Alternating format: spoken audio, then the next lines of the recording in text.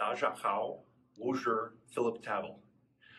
I'm running for Seattle City Council for District 1, which is West Seattle and South Park. And I was a high school physics teacher. I owned a video game company. I worked for the National Science Foundation. And for the last 15 years, I've been a trial lawyer and mostly a public defender. I was also a what's called pro tem district court judge, where I was a replacement judge. And I decided to run for city council actually several years ago. Before my son was born, I saw a city in Seattle with tremendous potential that went unrealized every day. I saw these companies that were changing the face of the world, but not the face of the city I lived in. And I was thinking about what kind of city my son was going to grow up in. And I realized that we could just do better. So I started getting involved in my community. I became a member of the board of directors of the Seattle Green Spaces Coalition and Allied Arts and other neighborhood groups.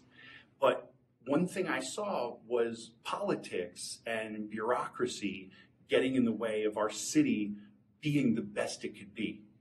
And over the last few years, I've seen a city council in Seattle that doesn't listen, that really doesn't take into account what the people of the city are saying and what we want, that they're just listening to themselves. And they don't work with people, and they don't work with the companies and businesses in our city. It always seems like they're working against us and against those interests. And I just want a city that works and a government that works. You know, I've seen that we've lost trust. You know, the people of the city of Seattle don't trust the government anymore. And we feel that the city is not respecting us. And we need to repair that relationship. We all want to move forward in the same direction to create a safer city, a city that doesn't have the homeless problem that we've got right now, an affordable city, one that actually takes care of the cost of living and pays attention to that so that the people who have lived here for 50 years can continue to live here, and the people who are moving here can enjoy the city that everyone else has enjoyed for so long. And in this process of running for office, I have seen so much of our government that really isn't working with us anymore. I remember learning in school that our government is meant to be for the people and by the people. But what I see is I see a government that is for a select few and by a select few.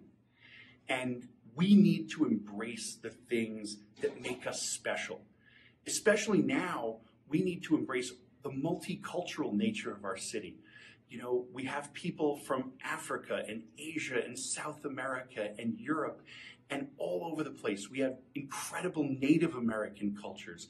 And we have all of these diverse populations who are bringing new pieces, new culture to this city that we need to do a better job of embracing and acknowledging.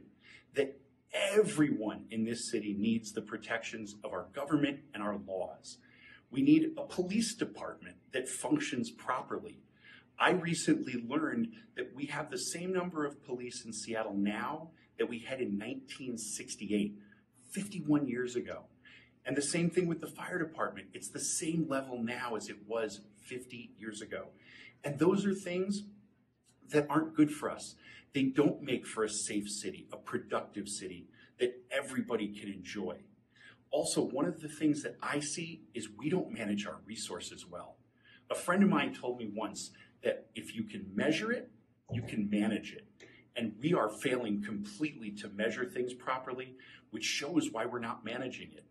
The homeless problem in Seattle, one of the issues I see is we spend so much money on the administrative side of it, giving money to all of these different providers who are trying to solve the problem, but the money's not getting to the people who need the help. And we need a change. We need a change in leadership, and I hope to provide that change. Thank you.